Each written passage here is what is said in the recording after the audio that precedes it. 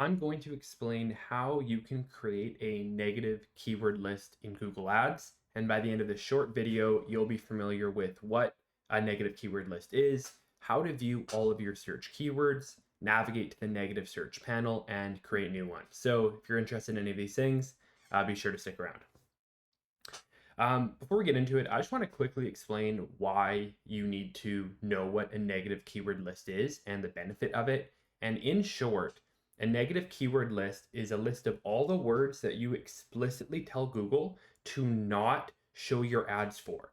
So if you know there's certain words that people tend to click your ads for that never convert, or if they do convert, they're not the type of clients you want, those are the types of words you can add in this negative words so you don't waste budget on bad words, and more importantly, don't get bad inquiries.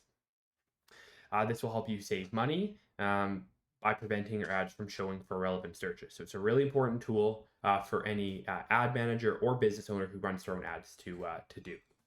So the first thing we're going to look at is the search terms report and making sense of it.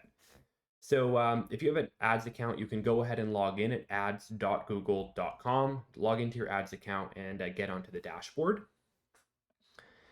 From there on the left panel, you can go to campaigns, audiences, and then search keywords. You'll click that and then you'll get a list of all the search keywords. Now, these are the different words that trigger your ads. What you'll want to do is filter by impressions or clicks. So you get the words that show the most and you can kind of see them in a descending order.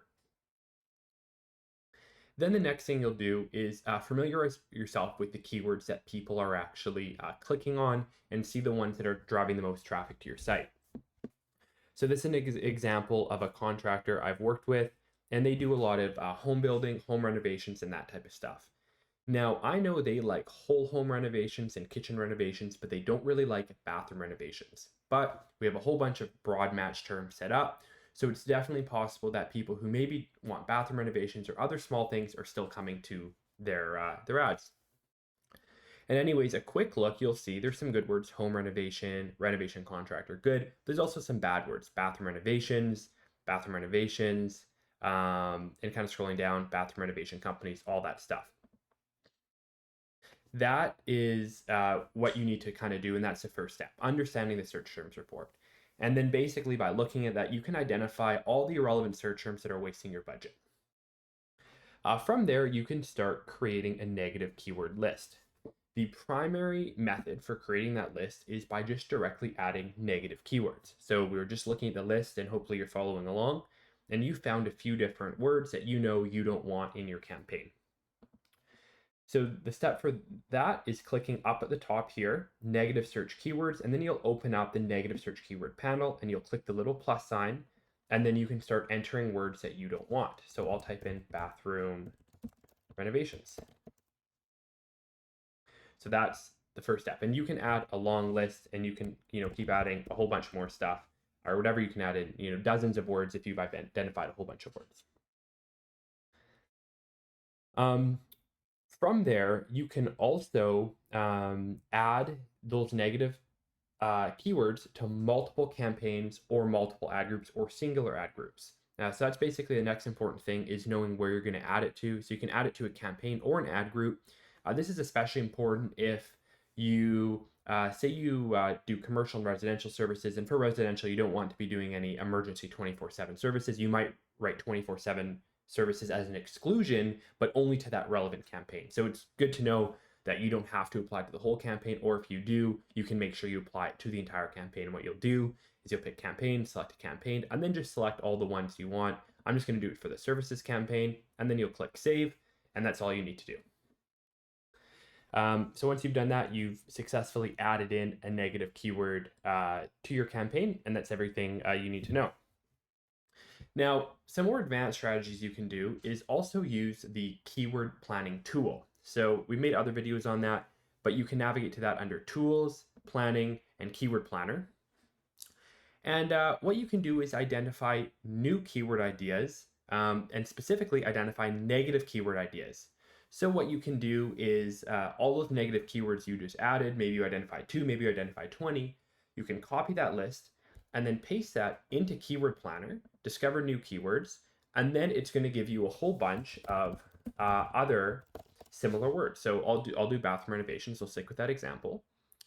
And then Google's going to show me a whole bunch of other words that are similar. Bathroom remodel near me, bathroom remodel contractors, bathroom renovation cost. And you can actually directly add all of those words into your negative keyword list. And then that way you basically get way more coverage on these negative words, especially if you already know there's a few, you can just go ahead and expand that quite significantly.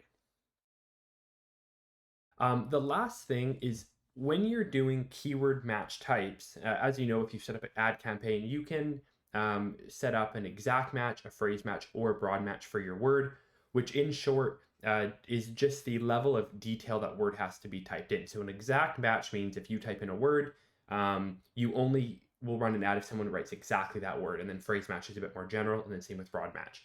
You can do the same thing with negative search keywords, and you can have an exact match or broad match or phrase match. I would encourage most of you starting off to just do exact match or phrase match because you don't want it to expand too much and then all of a sudden you're blocking your own keywords.